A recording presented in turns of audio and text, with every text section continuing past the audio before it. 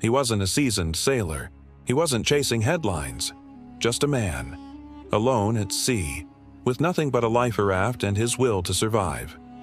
For 77 days he faced relentless sun, endless waves, and a silence louder than fear. No land in sight, no rescue on the horizon, only hunger, salt water, and time. And yet, he endured.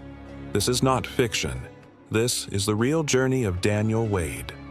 A man lost in the heart of the Pacific, who returned not just alive, but transformed. He wasn't a sailor. He wasn't an adventurer either. Just an ordinary man, Daniel Wade, chasing silence across the Pacific Ocean. He wanted a pause in life, away from the city noise, away from screens and deadlines. He thought the ocean would listen. He didn't know it would test him instead. In July 2024, he set sail from Fiji in a small solo sailboat, planning to reach Tahiti in under 2 weeks. The weather was calm. The wind was kind. The kind of voyage you'd dream about. But on the third night, it all changed. Dark clouds rolled in without warning. Winds howled like sirens. Waves towered above him. And in the chaos, his sailboat shattered like glass. He didn't scream. He couldn't. The water was too loud. He clung to one thing, a small life raft. In it, drenched, freezing, shaking, Daniel Wade floated into the darkness. The next morning, there was nothing but ocean in every direction. No sails, no sound, no signs of rescue. Just him and the waves. The first day passed in a haze of disbelief, the second in silence, but by the third, hunger bit through the numbness. He hadn't eaten, his lips were cracked, his tongue dry. He kept checking the horizon. No ships, no planes. Then on the fourth day, a small fish drifted near the raft. On instinct, he lunged forward, catching it bare-handed. He didn't think. He didn't wait. He bit into it raw. 2 hours later, he was doubled over, vomiting everything out. The salt, the bile, the fear. His stomach twisted, his head spun, and his body curled up like a child. That night, he lay still, weak, embarrassed, learning. The next morning, he told himself something simple. If I want to survive, I have to do better.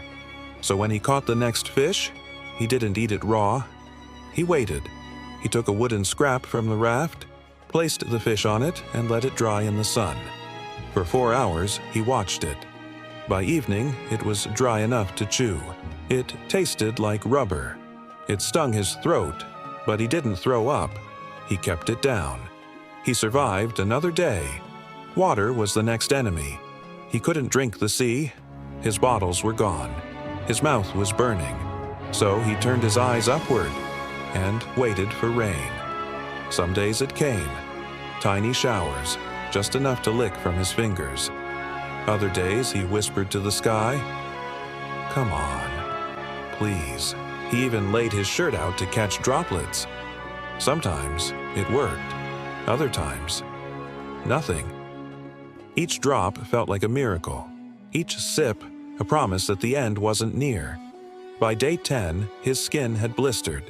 By day 17, he couldn't remember what fresh bread smelled like. By day 22, he started talking to himself, not out of madness, but to remember the sound of a voice. He saw birds fly overhead. He saw a jellyfish glow at night. He saw stars brighter than any city sky. But still, no rescue. Every morning he woke up not knowing if he'd make it through the night. Every night he promised himself one thing. Just one more day. Just one more. By day 30, he had grown silent. But deep inside, he still held on to a voice. The voice that said he mattered. That someone, somewhere might be looking for him. He stared into the water and saw his reflection. Hollow eyes, swollen face, cracked lips. And he smiled. Not because he was happy, but because he was still him. Daniel lost count of the days. He tried to scratch lines on a broken plastic lid he found floating, but even that slipped into the water one night. Now, Time was measured by the sun rising and falling, and by how many fish he could catch and dry before the hunger made him dizzy. He stopped hoping for planes. He stopped expecting ships, but he never stopped trying. One afternoon, a massive whale surfaced near his raft.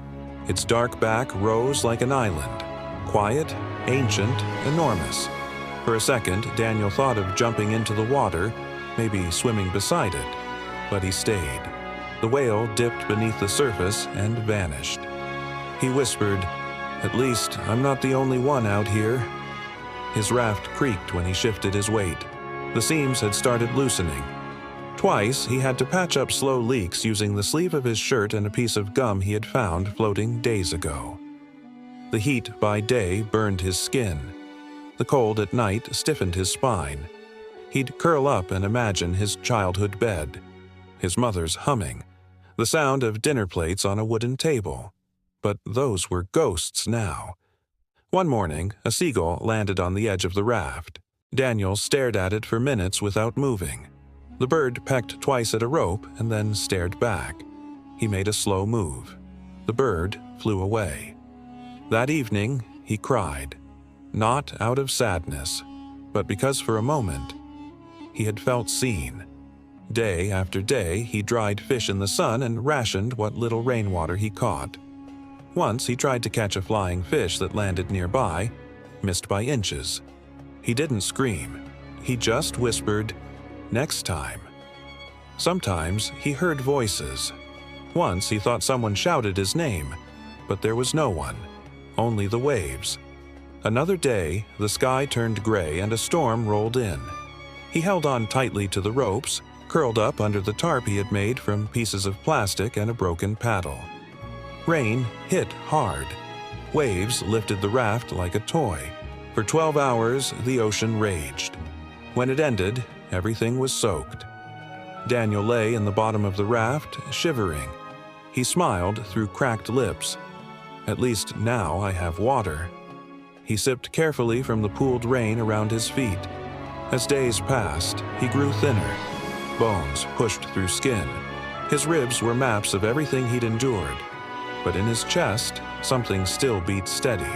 At night, when the sky cleared, he looked at the stars and thought, "If I go now, at least no one will say I gave up." He began to hum to himself. Old tunes, soft songs, the kind you sing to children. One night, he whispered to the sky, "Whoever's up there, I don't need much. Just let me see the shore. Once, that's all." He didn't expect an answer, but he still said it. By now, he had been at sea for over 60 days. His beard had grown wild, his fingers were swollen, his muscles had started failing, but he still caught fish, still dried them, still fought the urge to quit. He had learned how to survive without hope, but not without effort. One morning, the sun rose like it always did, but something was different. The air smelled green. His chest tightened. He squinted into the horizon. Far, far away, a line. Not clouds, not water, something darker. Land? He blinked. He wasn't sure. The next day, it was closer. He didn't dare to believe. Maybe his eyes were lying, but he kept the raft steady, paddling with broken pieces of wood and his own blistered hands. He whispered, "Just let it be real, please." On the 77th day, Daniel Wade collapsed inside the raft, exhausted, drifting. The shore was near. Daniel didn't remember falling asleep. He didn't remember dreaming, but he woke up with the taste of salt in his mouth. And something else, sand. His eyelids barely lifted. The raft had tipped halfway, wedged into the wet shore. Waves touched his legs, pulling at them gently. He tried to move. Nothing responded. He was alive, but barely. A shadow passed over him. Then another. Then voices. Foreign. Urgent. Then hands. Rough, calloused hands, shaking him, lifting him. More shouting. Someone poured water into his mouth, just enough for him to cough. He blinked. Faces blurred. 2 men and 1 woman. Locals, fishermen perhaps. He couldn't tell. They carried him away from the beach. He saw blue sky through slits between eyelids, then a hut, then darkness. Days passed, or maybe just hours. He couldn't be sure. When his eyes opened again, he was in a white room, clean, smelling of medicine and disinfectant. Machines beeped softly. He tried to speak. Nothing came out. A nurse noticed, smiled, held his hand. "You're safe now." He didn't cry. He didn't smile. He just stared at the ceiling. Later, a doctor explained severe dehydration, sun exposure, malnourishment. He'd lost 23 kilograms. And yet, no permanent damage. Miracle, they said. On the 5th day, he could sit up. On the 7th, he could walk a little. On the 10th, he stood at the hospital window and watched the ocean. It was calm that day. Beautiful, peaceful. He whispered, "You tried to kill me, and now you look so innocent." For hours, he said nothing more. Then he sat on the hospital bed, closed his eyes, and took a breath that wasn't rushed by panic or pain. A thought rose, not from his mind, from somewhere deeper. "Who saved you, Daniel?" He didn't know. He remembered the storms, the hunger, the burning sun, the nights he almost let go, and yet, somehow, he was still here. His lips moved without him meaning to. A whisper. "Thank you." He paused. He had never believed in God, not truly, but in those moments on the raft, when he had looked at the sky and spoken into the silence, something had heard him.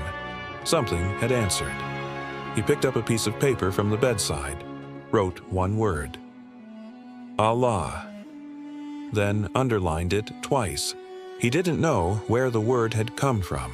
He'd heard it somewhere, on the lips of a friend, in a film maybe, a prayer once, but now it felt right, like the end of a sentence that had taken 77 days to complete.